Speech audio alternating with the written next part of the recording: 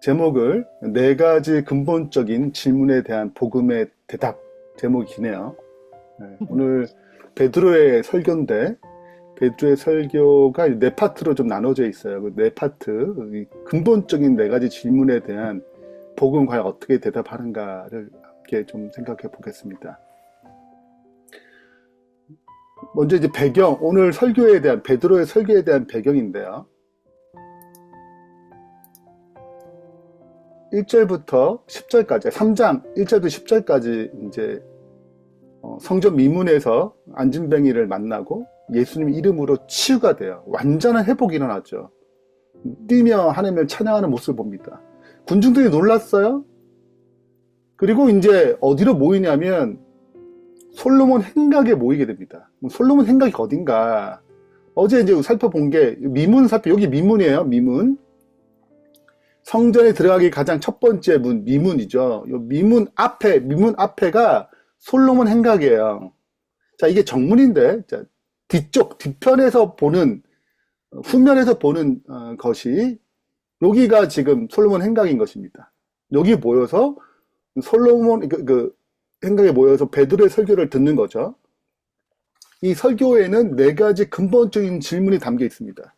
이 질문을 답하는 방식으로 제가 오늘 설교를 정리했어요. 첫 번째는 진정한 능력은 어디서 오는가? 이 놀라운 형상, 이 놀라운 기적 같은 일이 보게 되고 이제 베드로와 요한에게 주목하게 되죠.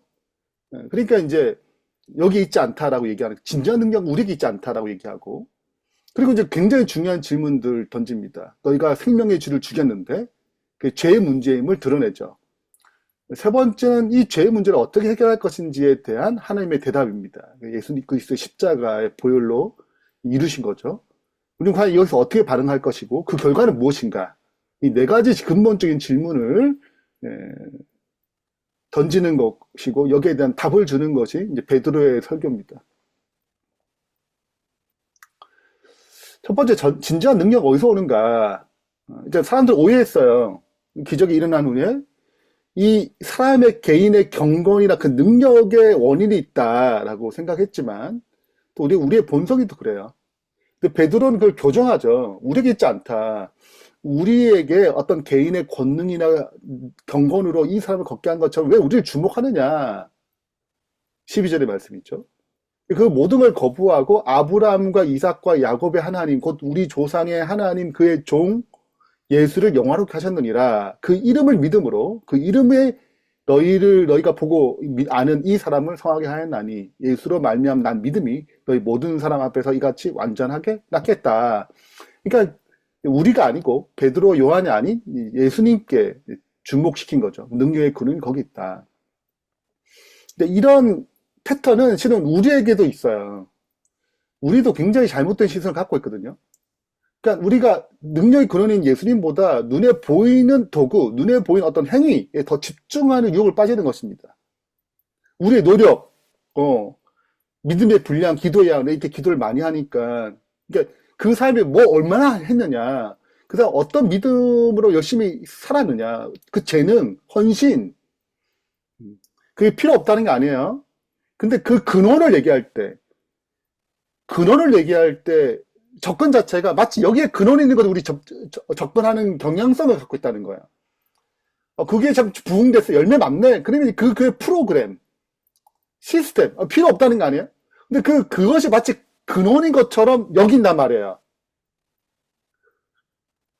그 지도자의 능력, 말씀 참 좋네. 그러니까 그 근본적인 것이 하나님 그리스도인데 여기 놓치고 겉에만 하는 거예요. 마치 이스라엘 백성이 이제 그 블레셋과 전쟁할 때 전쟁이 잘 안 되네? 야, 법궤를 가져오면 되겠어. 과거에 광야에서 법궤를 가지고 늘 이겼잖아. 그러니까 그걸 가져와. 그럼 우리도 이길 거야.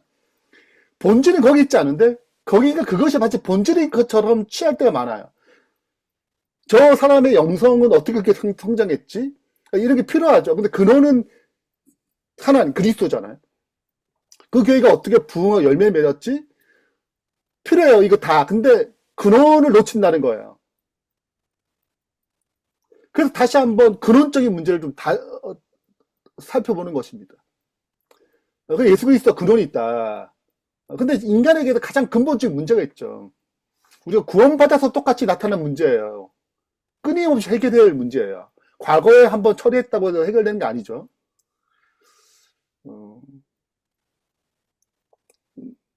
베드로 얘기합니다. 너희가 거룩하고 의로운 일을 거부하고 도리어 살인한 사람을 놓아주기를 구하여. 바나바를 놓아줬잖아요. 생명의 주를 죽였다고 얘기해요. 이것이 죄의 속성이에요. 생명의 하나님을 거부하는 것입니다. 실제 우리의 문제는 어떤 겉으로 드러난 도덕적인 문제를, 도덕적 어떤 규칙들을 범하는 게 아니죠. 이건 도덕적 실패가 아니죠. 우리는 존재적으로 죄의 속성상 하나님을 거부합니다. 생명의 주를 싫어해요. 예수님과 그분의 사역을 싫어합니다. 그것이 반드시 우리에 부딪히게 되면 드러나요. 그러니까 죄는 하나님 대신 내가 앉는 거거든요. 네. 그 선악과를 따먹을 때 내가 하나님처럼 돼요. 요게 초점이 있어요. 죄는 근본적으로 하나님 자리에 내가 앉고 싶은 거예요. 내가 용납받고 싶고, 내가 인정받고 싶고, 그리고 다른 가치를 두는 것입니다. 목적. 그게 우상숭배자예요. 탐욕이에요, 탐욕. 내가 원하는 것을 만드는 거예요. 내가 저사 복수하고 싶어 복수하는 신 만들고, 부자 되고 싶으면 부자 되는 신 하나 만들고, 내가 다산하고 싶으면 다산의 신을 만드는 거예요. 내 욕망을 투영하는 거거든요. 우상숭배가. 그러니까 다른 가치를 자꾸 만들어가는 것입니다. 그것이 더 우선시하는 것처럼. 필연적으로 신앙 안에서 똑같아요. 이게 종교적 성취가 있기 때문에 그것이 나를 높이는 거예요. 바리새인이 괜히 신앙 열심히 하는 것이 그들의 영적 교만이 됐죠. 네. 그리고 이게 영적인 어떤 반역이 있는 것입니다. 이 죄의 본성들이 있는 거예요. 하나님 이 문제를 어떻게 해결할 것인가? 네, 그것이 십자가의 길이고, 첫 번째 예언된 계획이에요. 예언하셨어요. 구속을 준비하셨습니다. 창세기 3장 15절부터 이렇게 할 것을 예언하셨어요. 하나님의 모든 선지자 입을 통하여 자기의 그리스도께서 고난 받으실 걸 미리 알게 하셨어요. 계속 해오셨어요. 그 아브라함에게 씨를 주신다고 얘기하셨고, 그 마침내 이루셨습니다. 십자가에서. 그리고 그 증거로 영화롭게 하셨어요. 그래서 죄사함의 길, 죄에서 벗어나는 길을 열린 것입니다. 이 해결책은 과거만 처리하는 게 아니에요. 과거의 죄만, 존재적인 변화만 있는 게 아니죠. 현재 변화도 주는 것입니다. 지속적인 변화를 가져와요. 죄악된 본성을 끊임없이 처리하는 것입니다. 죄인에서 의인만 되는 게 아니고, 과거의 죄만 처리하는 게 아니고, 우리의 모든 죄를 처리하시고 죄의 삶에서부터 벗어나게 하시죠. 그리고 미래의 완성을 향해 나가게 하는 것입니다. 영화라고 그러죠. 영원한 변화를 향해 나가는 것입니다. 그리고 목적이 거기까지 인도하는 거예요. 착한 일을 시작하시니까 그 오신 날까지 이루신다 약속하셨어요. 나가는 것입니다. 이것이 그분이 이루신 구속 해결책입니다. 자, 우리는 어떻게 반응해야 돼요? 그 결과가 무엇인가? 네. 그러므로 너희가 회개하고 돌이켜야 돼요. 우리가 잘 아시다시피 회개는 단순히 후회나 슬픈 감정을 말하는 게 아니에요. 죄를 버리는 것입니다. 그게 답이에요. 우는 거 답이 아니에요. 그건 과정일 뿐이에요. 회개는 반드시 죄를 버리는 것입니다. 방향을 바꾸는 거예요.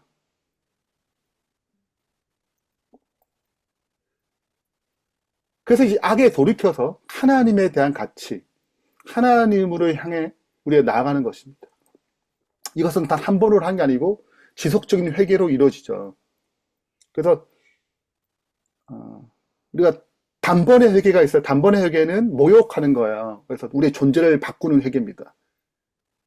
그리고 매일의 회개가 있어요. 우리는 매일의 회개가 필요한 거죠.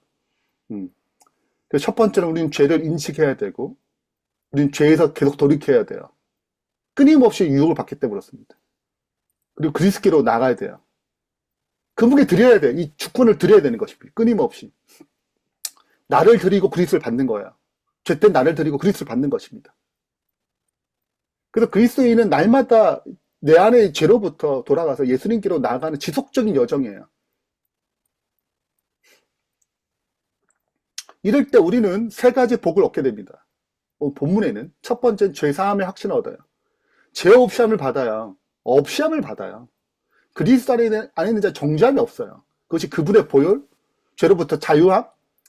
그분은 그리스도 의를 받았어요. 하나님 우리를 보실 때 그리스도처럼 봐요. 그게 그분이 이루신 의로움이잖아요.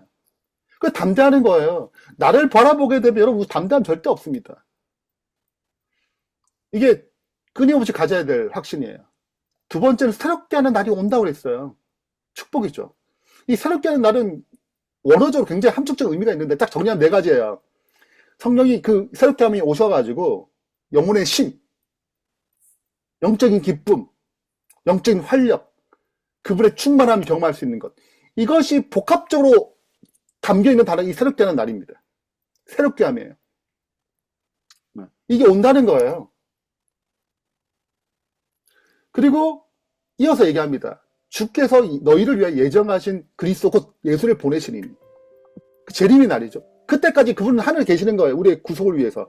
하나님이 영원 전부터 거룩한 선지 입을 통하여 말씀하신 바 만물이 회복할 때까지. 그때가 언제예요? 재림의 그때죠. 그때까지 하늘이 마땅히 그를 받아두는 거예요. 그분의 나라에 들어가는 것입니다. 그동안 우리는 이 복음, 이 축복을 증가하는 거죠. 말로, 삶으로. 결혼을 맺으면서 이 네 가지 질문을 다시 던질 필요가 있는 거예요. 나의 시선은 어디 있는가? 근원은 정말 주님께 계속 시선을 두고 있는가? 나는 내 죄악성에 직면하고 있는가? 그 해결책을 의지하고 있는가? 그리고 내가 지속적으로 이 과정을 밟고 있는가를 돌아보면서 우리 오늘 하루의 삶도 이 하나님이 주시고자 하는 축복들을 충분히 누리기를 바라면서 말씀 마치겠습니다.